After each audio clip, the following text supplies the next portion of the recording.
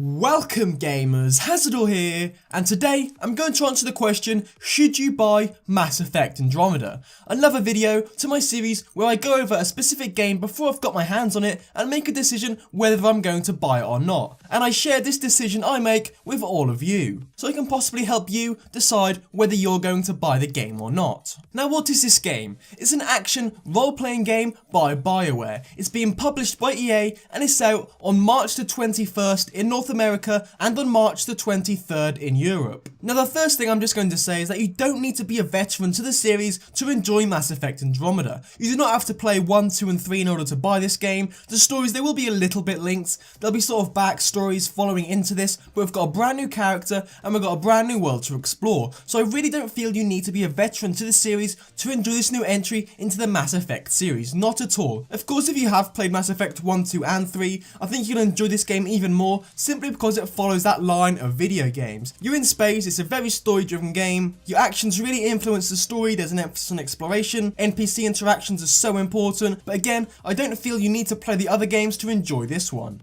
However, if you are a fan of the other Mass Effect games, this game is not going to have a massive emphasis on story compared to the other games. The developers did mention that there is going to be more of an emphasis on exploration and a little bit of shift away from a story-driven experience, which I think could be something that is very risky, because the Mass Effect fans, people who really love the game, who are veterans to the series, love the game because of the story. The decisions you make carrying on from game to game was something that fans absolutely loved, and if you are moving away from that formula, I think it's something that could either go very well or absolutely flop. So yeah, a move away from the story is something that you should definitely be aware of, especially if you have liked the other games because of their story-driven experiences. And I do have a feeling that if they are moving away from the story, they could slightly be moving away from its roots. So other things you loved about the previous games may not be present in Mass Effect Andromeda. So just be aware of this before buying the game. Don't expect like a Mass Effect 4, because I think this game is slightly moving away from the original series and being its own game. Of course, there's going to be loads and loads of similarities, but I think it's going to be different in lots of different ways that veterans of the series may not particularly enjoy. And if you guys want one reason not to buy this game, I'm just going to say one thing.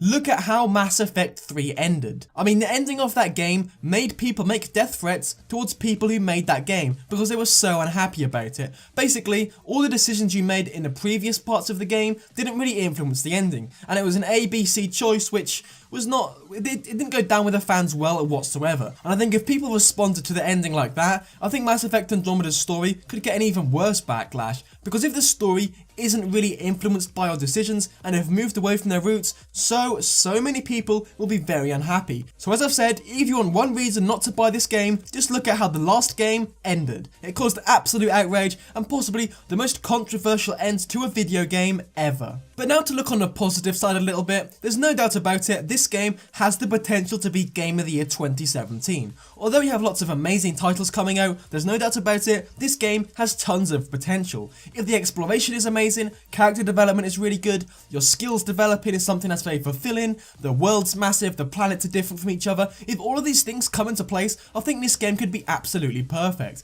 and something for cult followers of the game and the series itself, and newcomers as well to the Mass Effect series. I think it could be amazing for everybody, but if that happens or not is a completely different question. Now to go over what you do in this game, basically there's a base or a ship that you are in, and you go to different planets exploring them, taking out enemies, getting XP, and with this XP you can unlock new skills and flesh out your character the way you want him to play. Of course there are bosses on the planets as well, of course there are resources on these planets as well, which you can gather and craft with or sell. You can also take over bases on this planet as well, like separate little settlements, so you can take control of that and slowly but surely take control of the whole planet and fight away the enemy. As you interact with NPCs as well, you unlock new planets to visit, unlock new quests, main quests, side quests, both of them, there's going to be loads to do, and I think one point this game definitely could excel in is the amount of content it has. I honestly have no idea how many planets there are, but I think if there are lots of them, it could be so enjoyable to see how each one of them varies from each other. And in general, I don't feel you'll get bored of this game at all. I think it could easily be like 50 hours worth of gameplay, no problem. There's also going to be a multiplayer mode as well, so that's something else. If you get bored of the story, you can jump into the multiplayer and enjoy that as well. And I think some stats in the multiplayer can carry over to the story as well, or vice versa,